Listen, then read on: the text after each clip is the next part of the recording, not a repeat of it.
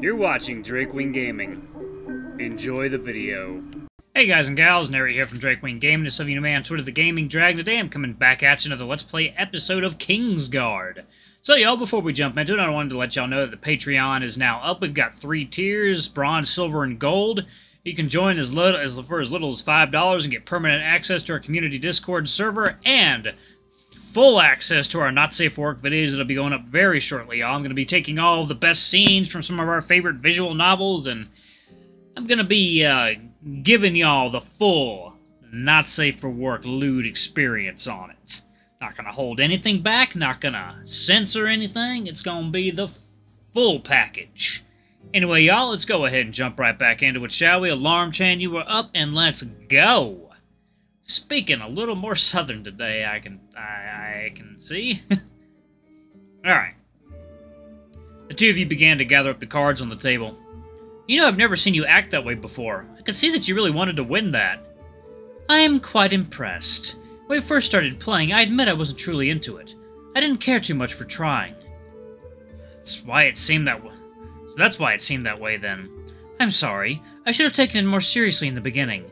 You were trying to introduce me to something special to you, and I forsook your attempts. But once I won, I felt strange. I wanted to win again. And when I lost, the worst feeling overcame me. Dread. Failure. It was just a game, and yet I knew I couldn't lose again. Sounds like you're a pretty competitive person, then. Same with Leandros here. He tends to go overboard as well. Nothing wrong with a little rivalry in games if it's all for fun in the end. I've never really known something like this could be so thrilling. Jake, thank you for introducing me to this. When you have more free time, come see me again. There are a lot more games than just this one we can play. Who knows, maybe you can join us as well. We will have to see about that. It's hard enough to find time for me to rest my feet. Well, anyway, it's time to head out. I'll meet the two of you in the throne room. It appears that you've won the bet. That I have. So, is there anything that you want to ask of me? For now, I'll think about it. You hadn't decided what it is that you wanted. You will just have to wait to find out.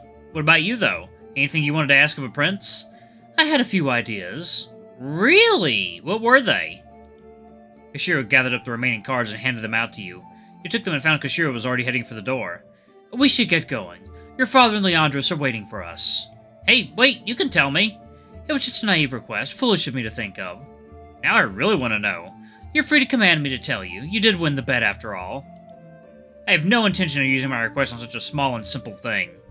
Good. It's best that you didn't, after all. Koshiro moved out of the room and into the hall, his tail lagging behind him as if he suffered more than just a loss at a game of cards. Whatever was on his mind after that game would likely bother him for the rest of the day. You quickly caught up with Leandros and made your way down to the throne room. I just noticed this. Is he wearing black lip liner? Interesting. As you entered through the side doors of the throne room, you found your father already waiting outside. He stood next to the high priest and his apostles, and the members of his court were also present. They paid you no mind as they continued their quick discussion. As you came closer, their conversation died down and they turned their attention to you. Your father looked indifferent, but you know he was giving you the be-on-your-best-behavior look. Since when am I not? The practice went on as dully as you predicted.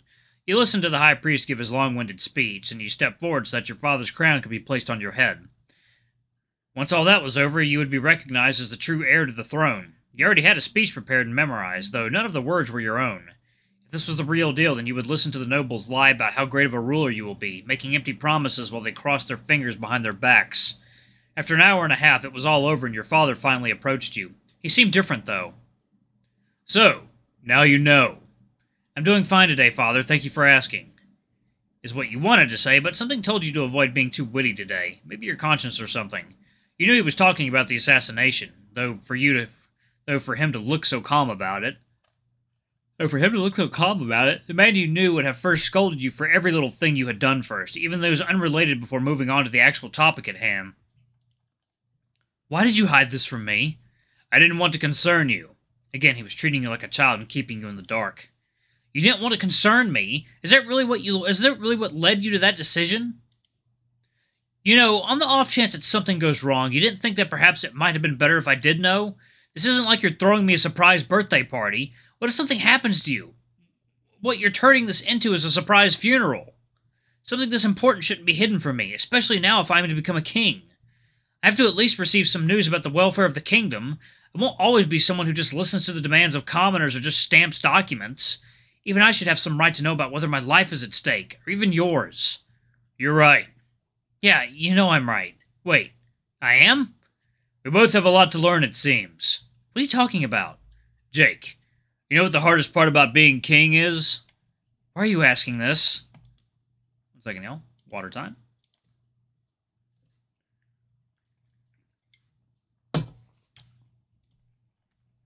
Think of it as an assessment. No, that didn't come out right. I just want to know more about you. By asking such an odd question? It may be odd to you, but would you mind just answering it? What do you believe is the hardest part about being king?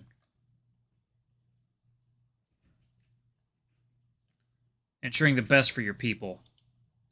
You can't have a nation without people, and your nation can't have a king without people who support that king.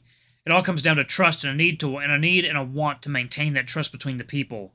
Not only do you have to make sacrifices to meet the needs and wants of the people, but you must also do so without faltering. It is all deeply rooted in the decisions you make. The ones that are easy, the ones that are hard, and the ones that make you feel as though you have no humanity left in you. But all of them are for the sake of a better tomorrow. Your father's mouth stood slightly agape. I couldn't have said it better myself. Of course, you and Corello are the ones who drilled it into me since I was little. Yes, I suppose that is true. Do you know what is more difficult than that? You shook your head. It's making the right choices as a parent to determine what's best for their children. The consequences of a king are far heavier, of course, but being a king, I have many others who guide me and help me make my decisions. But I can't ask anyone for advice when raising you, because none should know their child better than a parent.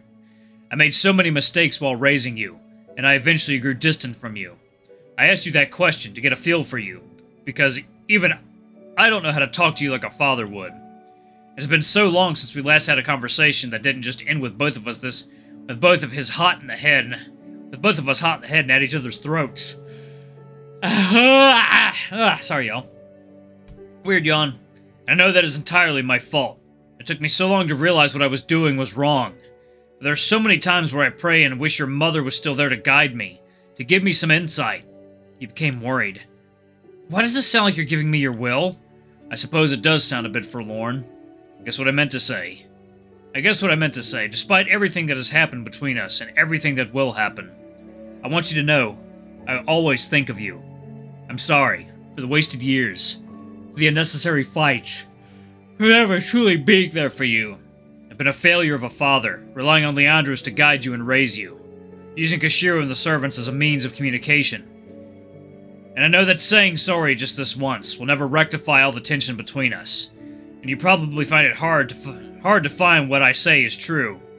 Nevertheless, I have to say it. I want you to know that you're my only son, and nothing can ever replace you. If you were to disappear as well, I would have nothing left to live for. It took me this long to realize it. Jake, I love you. You hadn't seen your father act this way in over 15 years. Back when your mother left. He was doing his best to keep his face straight, but the tears welling in his eyes sung a different tune. You couldn't detect a hint of wavering in his voice other than him struggling to keep himself from bawling right then and there. It felt strange, as he poured his entire being out in front of you. He looked powerless, like a towering wall built out of nothing but twigs. For the first time, you felt like the one in power, the one in control. But still, give him a second chance. You've both been in pain. Perhaps you should give him another chance. It will take time to mend your relationship. You couldn't stand to see him suffer like this. He just spoke to you more truthfully than he ever has. If there was a right time to start over, it would be now. Second, y'all. Water time. You stretched out your arms and the distance between the two of you collapsed. Jake, You held each other for longer than a moment, to make up for all the lost time. His knees were weak and you had to support him. He wasn't as young as you. He was old. And it was only because of his position as king, the weight of that responsibility that forced him to brace it. To cover himself in an iron cast to be strong for not just himself, but for Yasan. Leandros and Kashiro watched from a distance, a gentle and caring smile spread across their faces. Even the high priest turned away as he took a finger and moved it towards his face. Thank you, for giving such a foolish, cold, and uncaring man. When you finally separated, your father wiped a small tear from his eye. He had to do the same. I didn't think that would be as emotional as I originally thought. He breathed heavily as he straightened his clothes, trying his best to regain his composure, but with little success. It was a little embarrassing, really. Your father looked and understood what you meant. Both Kashiro and Leandros had turned around and were staring off into space, a weak attempt to act as inconspicuous as possible. I will have to thank them later. Why? They were the ones that urged me to meet and talk to you. I was afraid to approach you like this. I felt like you would never accept me, so I was going to act like I always did. Leandros berated me for that. Kashiro, well, he's always been level-headed, but he somehow knew that things would be better if I actually opened up to you. They told me that it wasn't too late to still act like a father. We're all like a family after all. It's okay to fight, but we never should treat each other like criminals. He was telling the truth that you had always believed. It didn't matter to you that both Kashiro and Leandros were beastmen. You would do anything to protect them. Even if they were your so-called guardians, if you had to sell the kingdom to save them, you knew that you would never hesitate. Just one small and unusual family, helping each other out, sticking together through thick and thin. So, tomorrow is the big day. How do you feel about the coronation? Nervous, maybe? I'm just standing in front of a bunch of nobles and family. They already know me, so I'm not too concerned. They can't have too many expectations of me.